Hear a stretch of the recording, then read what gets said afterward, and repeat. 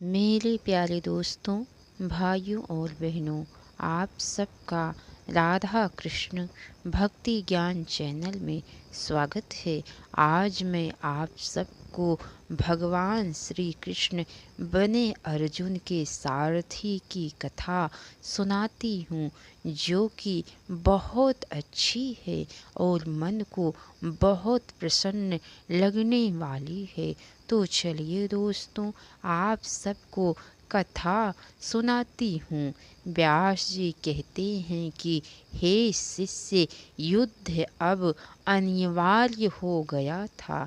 ऐसे में श्री कृष्ण के सामने एक ही चिंता थी कि पांडवों के पक्ष में सभी यादव वीरों को कैसे एकजुट रखा जाए, क्योंकि सभी यादव वीर स्वतंत्र वृत्ति के थे। श्री कृष्ण का सुझाव यदि पांडवों की ओर था तो बलराम का दुर्योधन की ओर, वह उनका शिष्य जो था।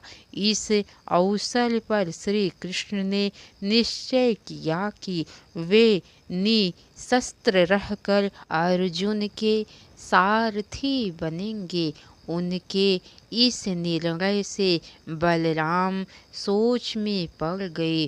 वे कृष्ण के विरोध में कैसे खड़े हो सकते थे।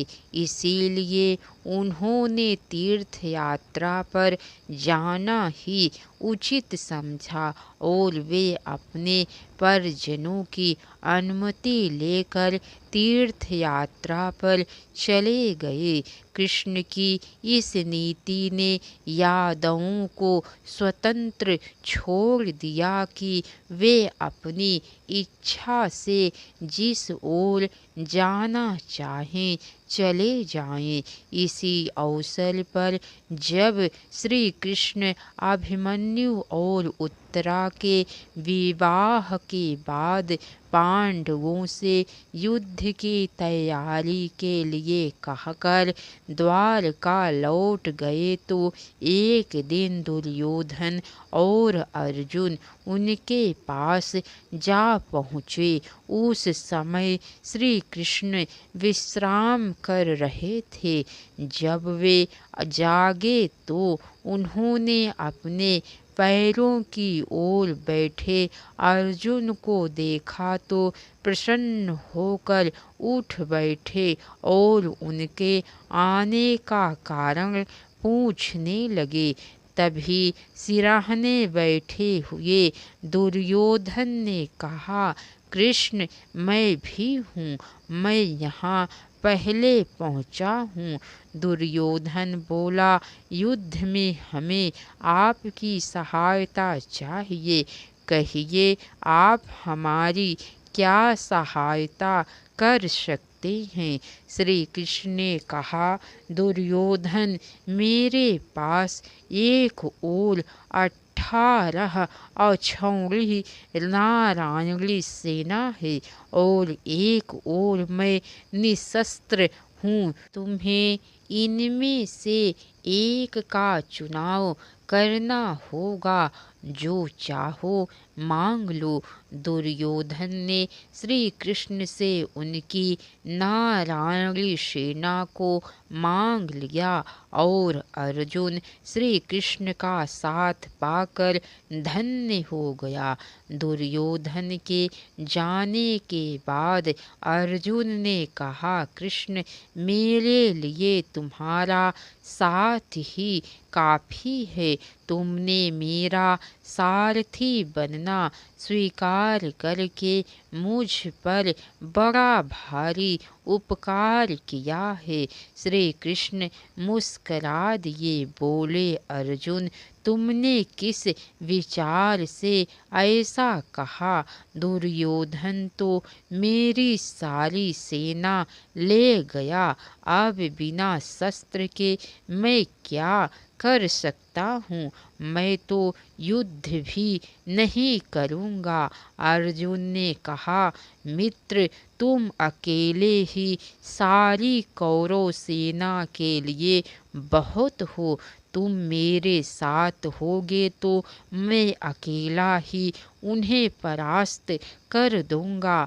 श्री कृष्ण मुस्कुराकर बोले, निश्चय ही तुम वीर हो पार्थ, तुम्हारा सारथी बनने से मुझे भी भारी हर्ष होगा। कुरुक्षेत्र के मैदान में युद्ध का बिगुल जब बज उठा, दोनों ओर की सेनाओं ने अपनी अपनी स्थिति संभाल ली और युद्ध प्रारंभ होने के संकेत की प्रतीक्षा की जाने लगी।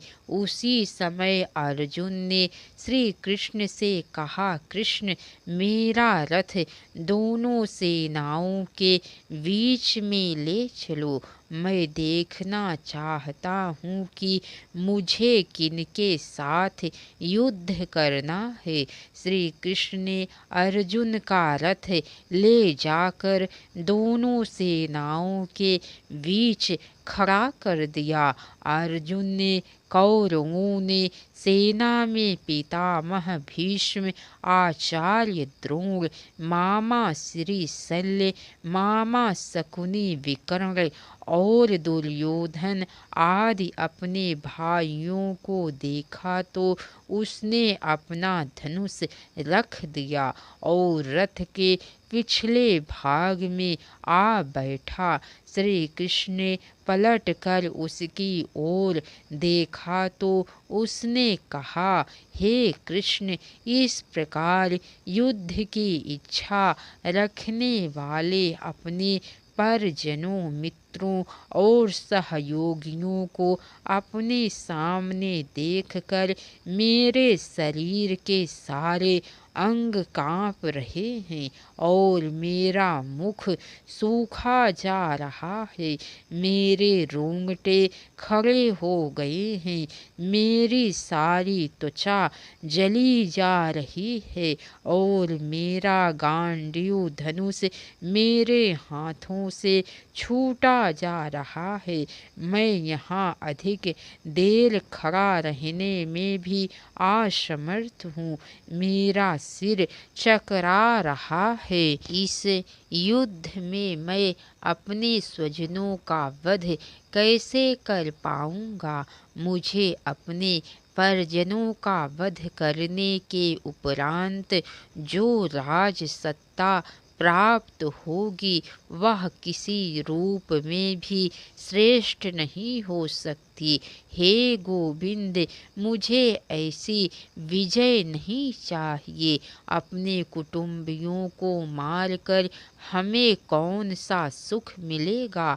कुल का नाश होने पर कुल की सनातन परंपरा नष्ट हो जाती है और सर्वत्र अधर्म फैल जाता है। अनवांछित संतानों का जन्म होने लगता है और परिवार की पवित्रता नष्ट होकर नारकीय जीवन ही शेष रह जाता है। नहीं केशव, मैं यह युद्ध नहीं कर सकता। दुखी, व्याकुल और शोकातुर अर्जुन को देखकर श्री कृष्ण ने कहा, हे पार्थ, तुम्हारे मन में यह मोह कहाँ से आ गया। यह अवस्था तो अनार्यों की है और अपमानजनक है। अर्जुन, कायर मत बनो, यह कर्म तुम्हारे योग्य नहीं है। उठो और हृदय की दुर्बलता का त्याग करो। तुझे जिनका शोक नहीं करना चाहिए, आज तू उन्हीं का शोक कर रहा है। यह शरीर तो नाशवान है जो बार बार नष्ट होता है और बार बार जन्म लेता है। इस शरीर में आत्मा ही नित्य है। आत्मा कभी नहीं मरता।